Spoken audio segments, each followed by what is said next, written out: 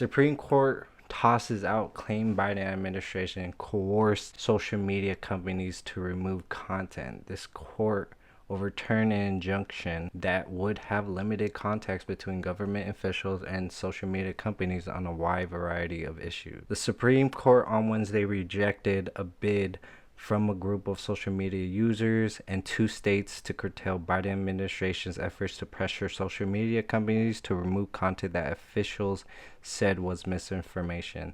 The court determined that the users in the states Louisiana and Missouri did not have the legal right to seek an injunction against the Biden administration over its contacts with the platforms.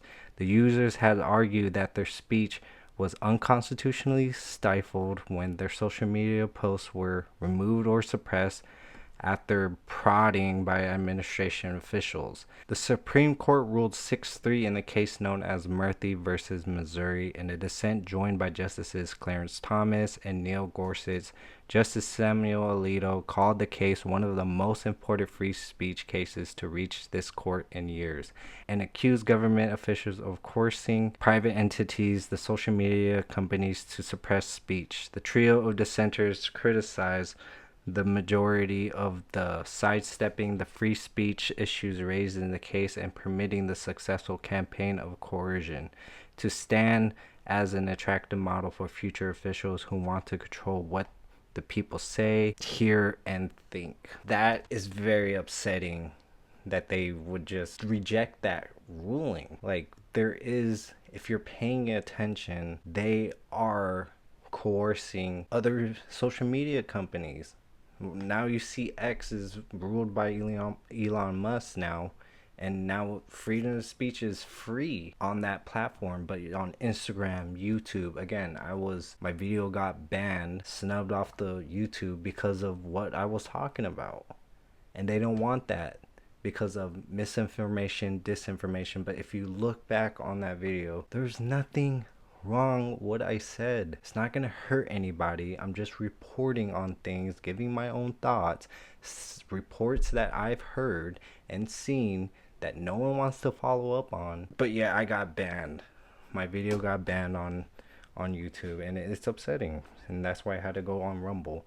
So check that out, because not just me, everyone who talks about it and reports on it is getting banned, is getting silenced and suppressed, and our platforms are being decreased because of the topics we're talking about, because the government doesn't want us to talk about it. Why? Because they want to suppress information to the majority of the public, people that aren't paying attention. And that's why I want to do it, because I want to let people know what's going on in our country. That we were lied to, that we are continually being lied to by a government that we hope and that we think that they have our best interest. But if you really look into it, if you really follow along, they don't. Why is the government suppressing so much information, threatening the American citizens? Isn't that tyranny? Do we live in a tyrannical country where the government controls everything that we say and do? It shouldn't be that way.